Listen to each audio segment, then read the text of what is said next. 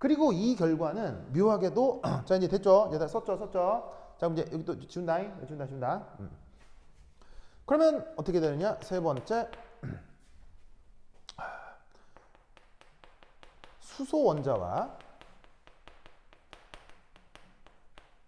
충돌 후 어떻게 되겠어요? 충돌 후 거의 대부분의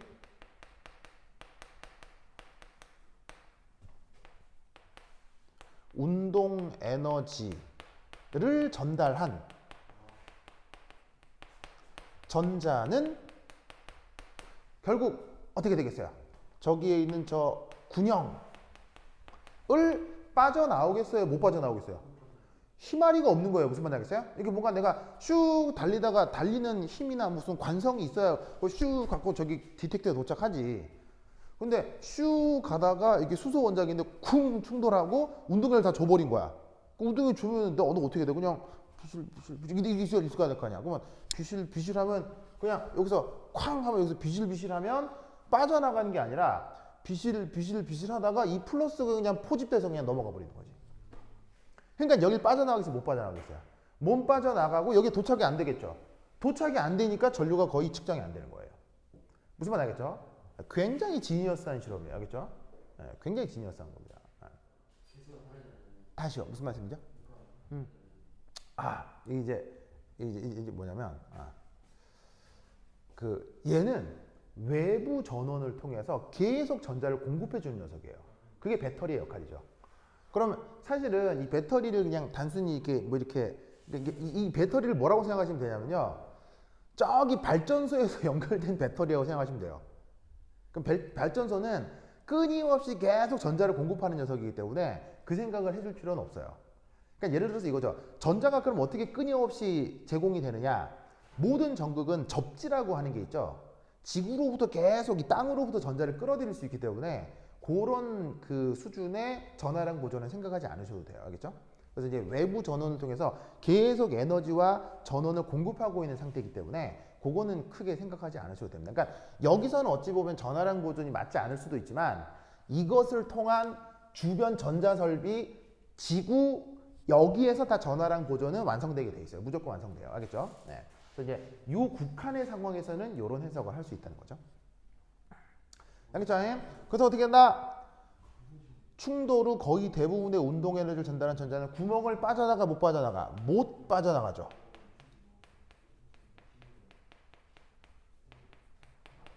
그래서 어떻게 된다? 측정되는 전류가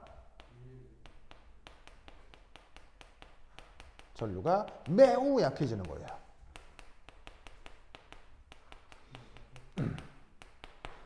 즉 그 전류 측정은 어디서 되는 거예요? 여기서 되는 거죠. 빠져나가지 못하니까 여기서 포집되는 전류는 거의 없는 거죠.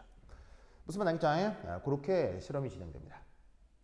그러면 그 다음 또 질문 뭐라고요?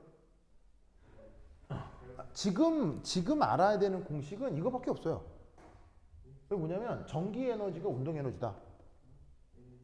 그리고 아까 뭐라고 말씀드렸냐면 이 특별한 에너지가 결국 뭐냐면 그 수소 원자라는 물질 내의 불연속적인 에너지 관계라고 했죠. 그러니까 여기서 보시다시피 그 전기 에너지가 운동 에너지로 변환이 되는데 그 전기 에너지가 아까 저 뭐라네? 여기에 특별한 문턱 전압이 되면 그게 특별한 문턱 운동 에너지가 되는 거겠죠. 그 특별한 문턱 운동 에너지가 바로 그 수소라는 물질의 특별한 양자화된 에너지 차이를 얘기해 주는 거예요. 그리고 다른 기체로 넣으면은 네, 다 다른 또 다른 어떤 불연속적인 값들이 나오겠죠. 저걸로 그러면 양자 그 화되는 걸 다 알 수 있어요. 예, 이 실험으로 모든 물질들의 양자화된 에너지 준위를 측정할 수 있는 거예요. 지금은 수소 갖고 실험했지만 뭐 힐륨, 뭐 다른 분자 등등 모든 게 다 가능한 거예요. 그래서 이 프랭크헐츠 실험은 이렇게 이 실험 하나로 끝난 게 아니라 나중에 원자나 분자의 그 불연속적인 에너지 준위를 측정하는 아주 그 중요한 실험 테크닉으로까지 발전을 해요. 그래서 굉장히 유명해요. 그래서 지금도 얘는 실제 프로들이 사용합니다. 무슨 말 알겠죠?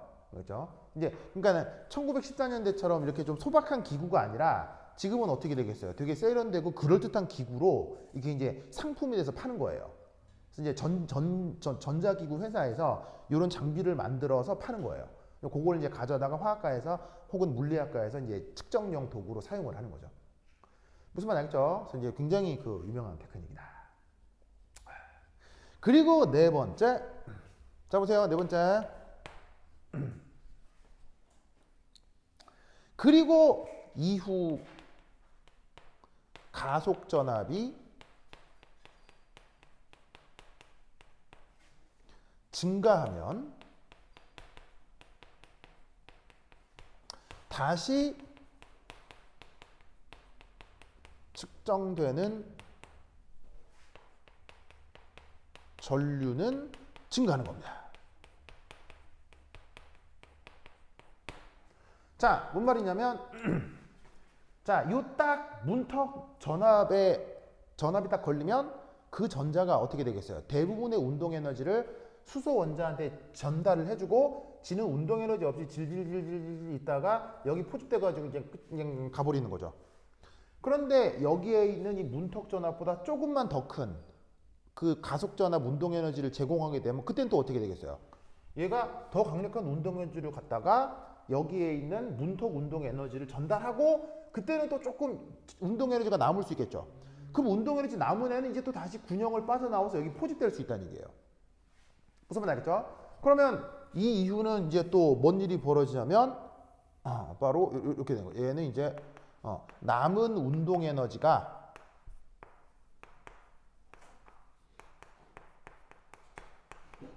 이용해서 전자가 어떻게 저기 있는 검출기까지 도달하게 된다는 얘기예요. 그게 원자마다 다 다른 거죠. 원자마다 이 폭이나 갭 이런 게 다 다른 거예요. 다 달라요. 이게 이제 뭐 이렇게 주기가 있는 게 아니고요. 이게 이제 좀 이게 보통은 어떻게 하냐? 보통 계속 감소해요. 이렇게 폭이 점점 감소해요. 예, 그런 어떤 일이 있어요. 예, 그거는 이제 수소뿐 아니라 모든 물질이 다 그래요. 예, 그거와 관계가 있는 거예요. 예, 그런 것과 관계가 있어요.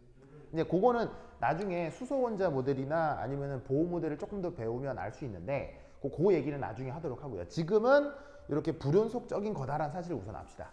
이게 그럼 이제 자 그럼 얘기를 좀 더 진행을 하면 자 남은 운동 에너지를 이용해서 검출기에 도달했죠. 검출기에 도달하면 이제 다시 어떻게 되겠어요? 여기서도 전압이 증가할수록 전류는 점점 증가하는 거예요. 그죠? 증가하다가 어떻게 되겠어요? 하다가 또 다른 문턱 전압을 다시 만나는 거예요. 무슨 뜻인지 알겠죠? 그래서 증가하다가 또 다른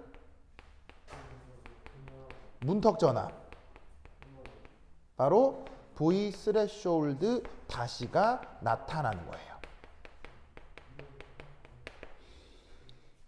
자, 저 V 스레숄드 다시는 왜 나타나겠어요? 물질 안에 불연속적인 에너지 준위는 딸랑 한 개만 있겠어요? 여러 개 있을 수 있겠어요? 여러 개 있을 수 있겠죠. 그 여러 개가 다 검출에 나타나는 거예요. 무슨 말 알겠어요? 그리고 그 여러 개가 나타나는 요 경향성 있죠? 경향성은 아까 말씀드렸다시피 물질이나 원자의 종류에 따라 다 다를 수 있어요. 알겠죠? 그런데 이제 슬쩍 말씀을 드리면 재밌는 건 이게 요 위치가 있죠? 요 갭이 좀 컸으면 그 다음 좀 줄고 또 줄고 줄어요. 이제 그거를 나중에 이제 배우게 돼요. 그렇죠? 이제 왜 그런지는 나중에 배우게 될 건데 어쨌건 보통은 그렇습니다. 아시겠죠? 뭐라고? 이제 계산을 하면 나옵니다. 그렇게. 네, 이제 계산을 하면 나와요. 네. 네, 그거 예. 간단하게 보면 그거예요. 그래서 나중에 이제 보호 모델을 배우게 되면 보호 모델에서 전자의 에너지 준위가 마이너스 n제곱분의 무슨 상수 이렇게 되거든요. 그거를 1, 2일 때 갭, 2, 3일 때 갭, 3, 4일 때 갭을 점점점 조사하면 갭이 이 주양자수라는 게 커질수록 점점점 갭이 줄어드는 효과가 나타나요. 그게 이제 그 전자의 에너지 상태가 주양자수 제곱에 반비례하는 걸로 나타나기 때문에 그 갭은 점점점 감소하는 걸로 나타나요. 물론 수소가 아닌 다른 원자들의 경우에는 수식이 약간 변형은 되지만 기본적으로 주장지수 제곱의 반비례하는 건 거의 비슷한 경향성이 나타나거든요. 그래서 어떻게 했냐면 이제 이 갭은 점점 줄어들어요. 그런 효과가 있는데 그건 뭐 나중에 좀 배워보도록 하고 우선은 여기서는 이런 특정한 위치에서의 이 문턱 전압이 나타난다라는 걸 이걸 꼭 기억하라 이런 말이에요. 뭐만 알겠죠? 알겠죠? 완전 중요하다. 됐죠? 됐죠? 이때 이 프랭크월츠는 또 이제 뭐 참 정말 똘똘한 사람들인데 정말 똘똘한 사람들. 이게 여러분 학문의 가장 중요한 속성은 뭐예요? 모든 학문의 가장 중요한 속성. 이것이 지켜져야지 학문이고요. 이게 지켜지지 않으면 사기예요. 뭐죠? 모든 학문은 이게 있어야 돼요. 바로 일관성과 통일성. 무슨 말 알겠어요? 그럼 이 말이 무슨 말이냐면 어떤 동일한 대상에 대한 언급을 하는데 여러 다른 관점으로 그걸 해석할 수 있잖아요. 그런데 여러 다른 관점으로 해석한다 하더라도 동일 현상에 대해서는 동일 결과가 나와야 돼요. 동일 현상에 대한 다른 해석이 나와야 돼요. 그것이 진정한 학문이라면 관점이 달라도 동일 결과에 대한 같은 해석이 나와야 돼요. 무슨 뜻인지 아시겠죠? 무슨 말 알겠죠? 무슨 말 알겠죠? 그걸 우리가 뭐라고 부르냐면 학문에서는 교차 검증이라고 해요. 교차 검증. 무슨 말 알겠죠? 뭐 대표적으로 이 교차 검증이 예를 들면 이런 거죠. 예를 들면 역사학. 여러분 빙하기 알아요? 빙하기? 빙하기 알아요? 빙하기가 뭐예요? 갑자기 지구 온도가 갑자기 확 떨어지는 이런 상황을 빙하기라고 하죠. 그럼 여러분 빙하기 같은 경우는 어떤 특정한 나라에서만 나타나는 거예요? 전 지구적으로 나타나는 거예요? 전 지구적으로 나타나죠. 그럼 여러분 최근 지구에 있었던 빙하기가 언제 있었죠? 바로 내 기억에 1760 몇 년인가 그때쯤 있었어요. 1600 몇 년도인가? 바로 조선시대 때 마지막 빙하기가 있었거든요. 그러면 조선시대에는 전 지구에 조선만 있었어요? 다른 나라들도 있었어요? 다른 나라도 있었죠. 그러면 이 말은 무슨 말이냐면 그 또 동일한 시기에 전 지구적으로 빙하기가 왔다는 기록이 다른 나라에도 있어야 되겠어요? 없어야 되겠어요? 있어야 된단 말이에요. 실제로 있다 없다? 다 있습니다. 무슨 말 알겠어요? 그런 걸로부터 어떤 현상에 대한 교차 검증이 있어야 된다고요. 그래야 그게 진정한 팩트가 되고 사실이 된다고. 알겠죠? 그러면 프랭크월츠는 이때 여기서 어떤 교차 검증을 했느냐? 바로 이겁니다. 자, 여기 잘 보시면 이상한 세팅이 하나 돼 있죠. 요건 이제 분광기라고 하는데 분광기를 영어로 예를 들어 밑에다 쓸까?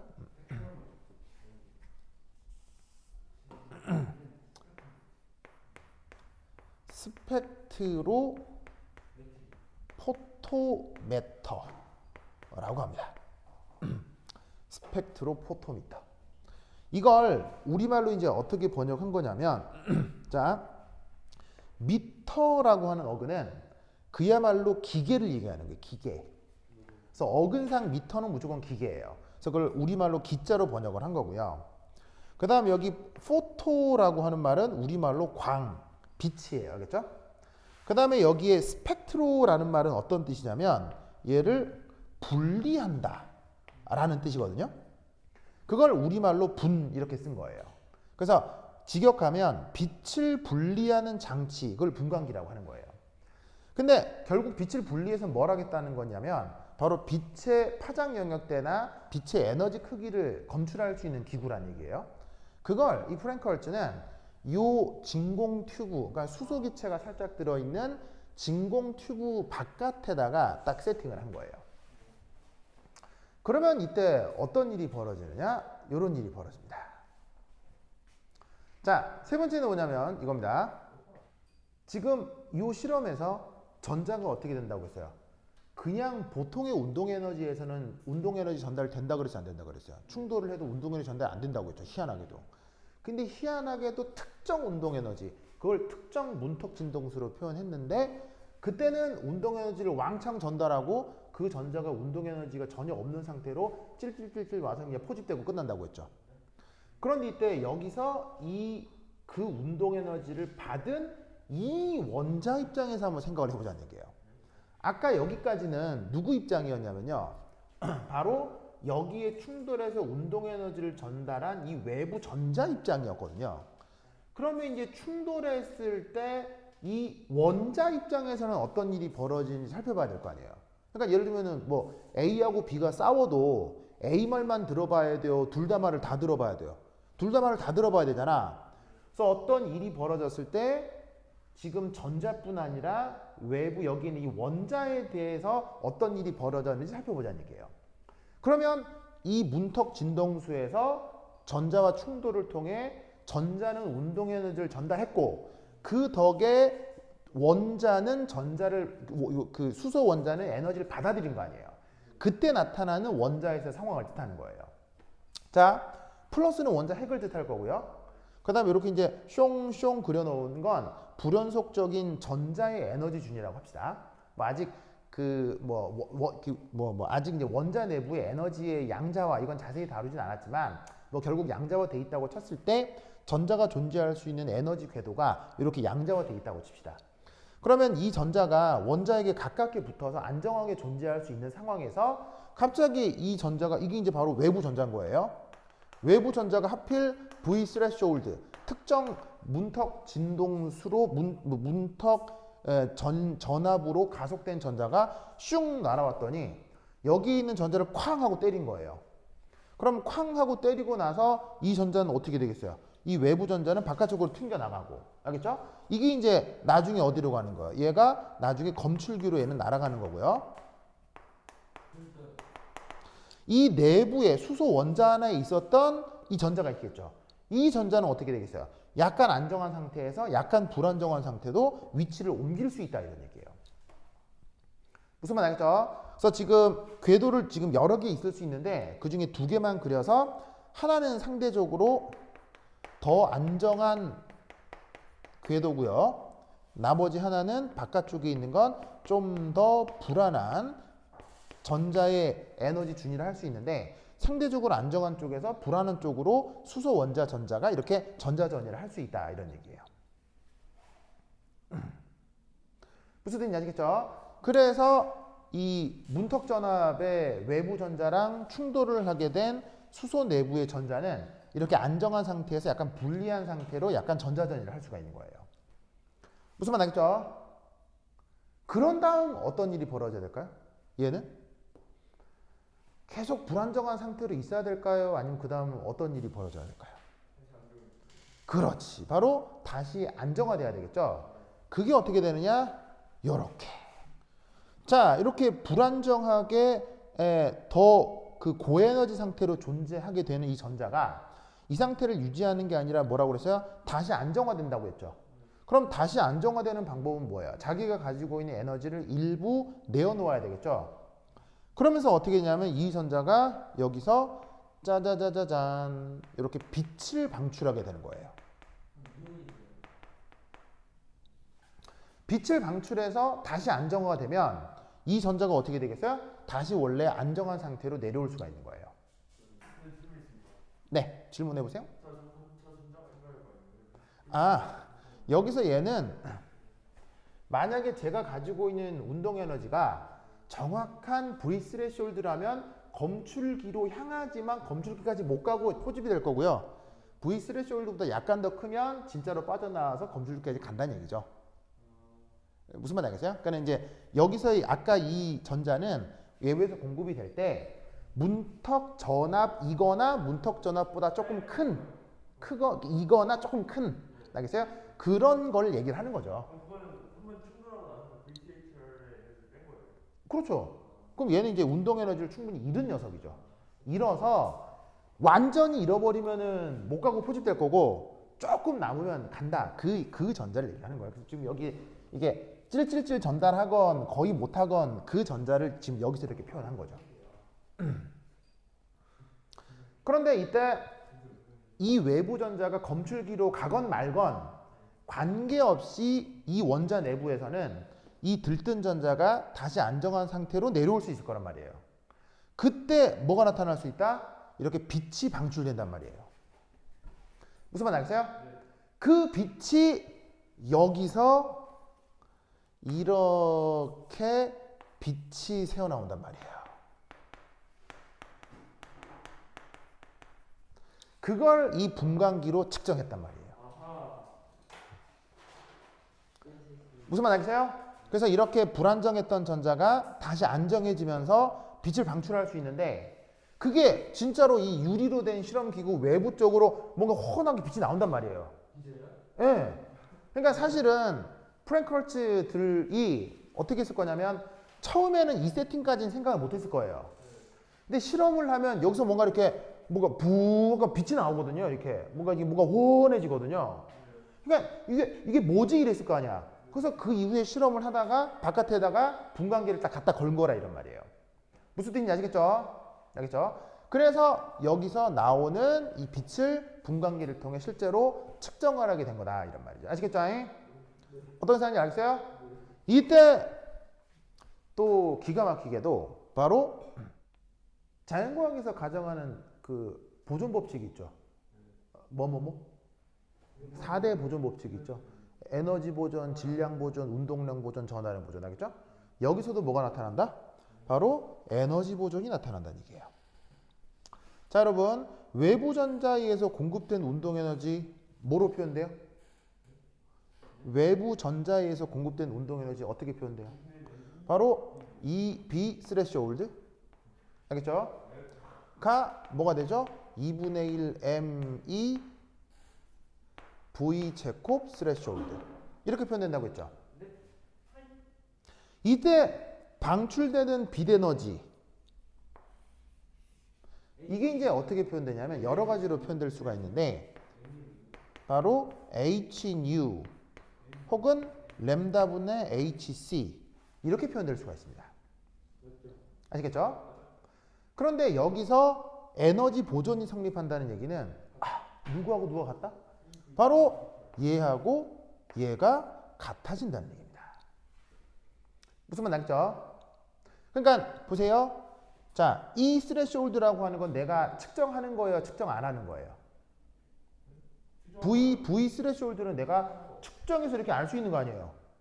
그 다음 방출하는 빛의 램다가 파장인데 이 빛의 파장은 내가 측정하는 거예요? 안 하는 거예요? 측정하는 거죠. 어디서? 분광기에서. 즉 분광기를 통해 파장은 측정되고 이 실험을 통해 V 스레시홀드가 측정되기 때문에 측정되는 파장과 측정되는 이 문턱 전압 이 둘 사이가 어떤 관계가 있는지 정말로 실험적으로 알아낼 수 있다는 얘기예요. 그래서 실제 실험을 해보면 진짜로 측정된 전압의 전자전하량을 곱한 것과 방출되는 분광기의 파장을 통해 빛 에너지를 계산한 요 두 값이 어떻게 된다? 진짜로 같아진다 이런 말이에요. 무슨 말 알겠죠? 그래서 아까도 얘기했듯이 동일 현상에 대한 다른 관점의 교차 검증이 된 거예요. 즉 이 충돌하고 떠나간 전자 관점에 의한 해석과 충돌한 이 원자 관점의 해석이 결국 같아진다는 얘기는 이 얘기는 굉장히 신빙성이 있는 얘기가 된다는 얘기죠. 무슨 뜻인지 아시겠죠? 그래서 이런 원리를 담고 있는 게 바로 프랭크헐츠 실험입니다. 그래서 이 프랭크헐츠 실험으로부터 원자가 됐건 분자가 됐건 물질 내부의 에너지가 상당히 불연속적이다라는 걸 사람들이 알게 된 거예요.